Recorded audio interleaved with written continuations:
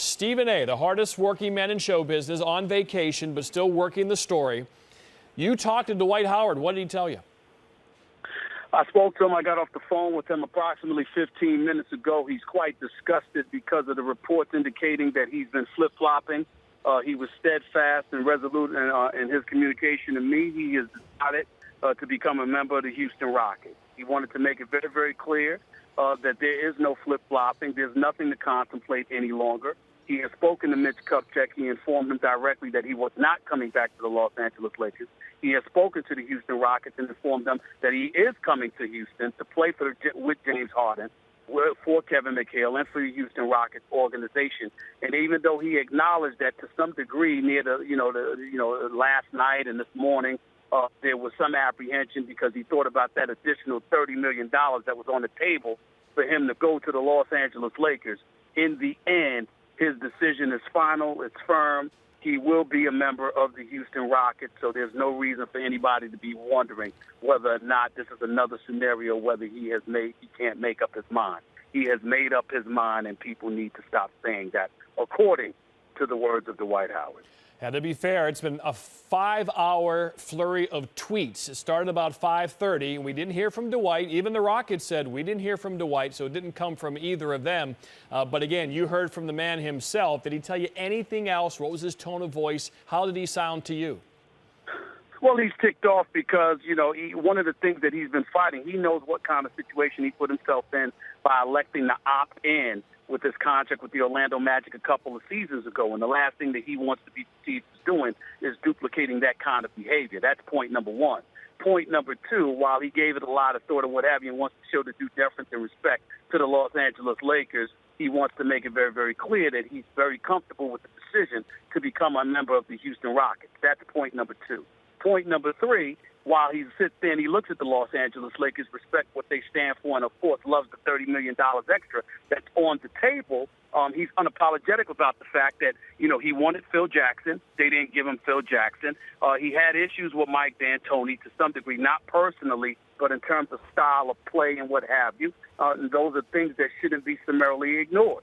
Now, the part that he didn't add, I'll add for you, and that involves Jim Buss.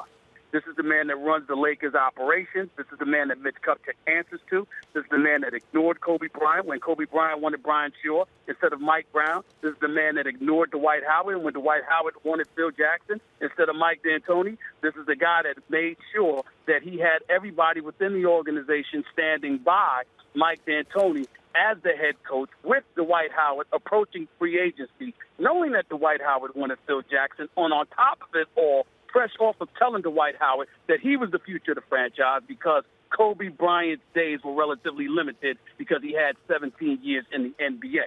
So Dwight Howard is simply asking everybody, read the tea leaves, see what it is, and then exercise your common sense and move forward from there. They are the Lakers. We all know that. But the Lakers for Dr. Buss, the late, great Dr. Buss, God rest his soul, the Lakers coached by Phil Jackson, are not the present Los Angeles Lakers franchise. So in Dwight Howard's mind, he's not leaving the franchise that we've known as the Los Angeles Lakers.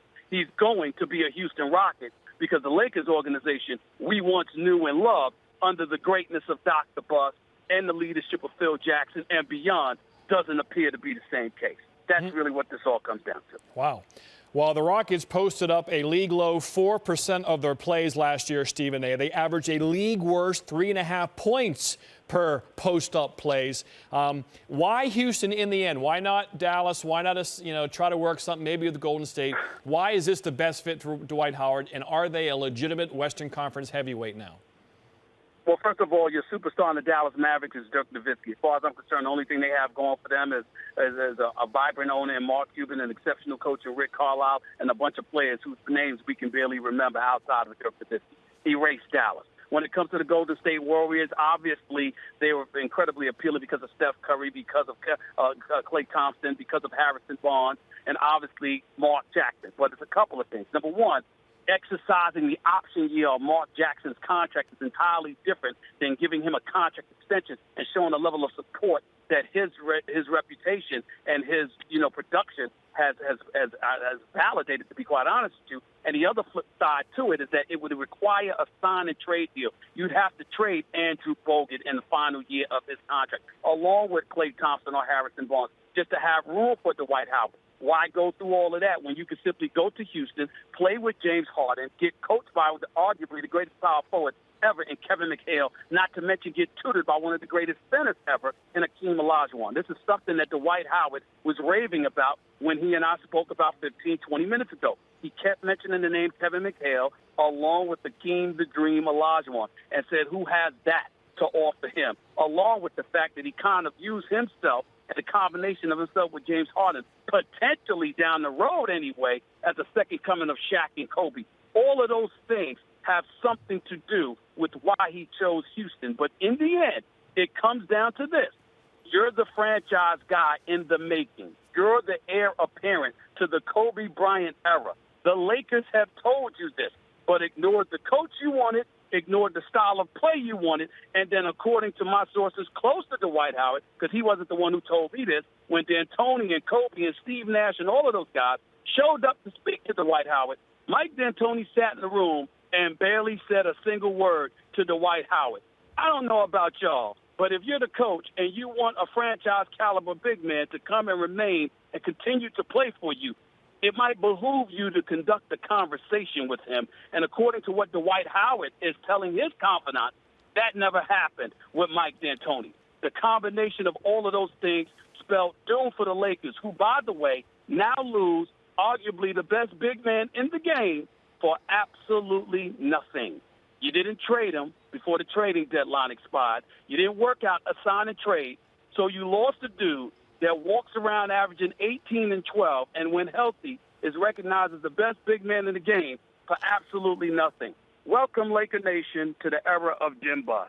And again, for those of you just turning over to SportsCenter who has seen the news and came here to find out what is latest, Stephen A. Smith talked to the man himself, Dwight Howard, explaining his decision and the fact that all along, the news wasn't coming from him. And he told the Lakers issued a statement saying that Dwight has informed them of his decision to sign with Houston. One more question for you, Stephen A., and we'll let you get back to vacation.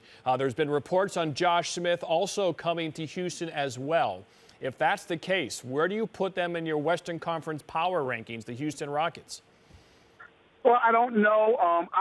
Listen, Josh Smith is no scrub. There's no doubt about that. But at the same time, when you look at him, he's no marquee guy either. The reality of the situation is that he's 6'9", he can defend, he's got a set shot, he can make some points, he can put up 15 or 16 a night for you, and he makes them formidable. There's no doubt about that. But at the same time, is he going to be the guy to get you over the hump? Well, let's look at the Western Conference. OKC, Kevin Durant, and a returning healthier Russell Westbrook. San Antonio, aching to make amends for their finals to the Miami Heat. On top of it all, they kept Ginobili, and they added Marco Bellinelli from the Chicago Bulls.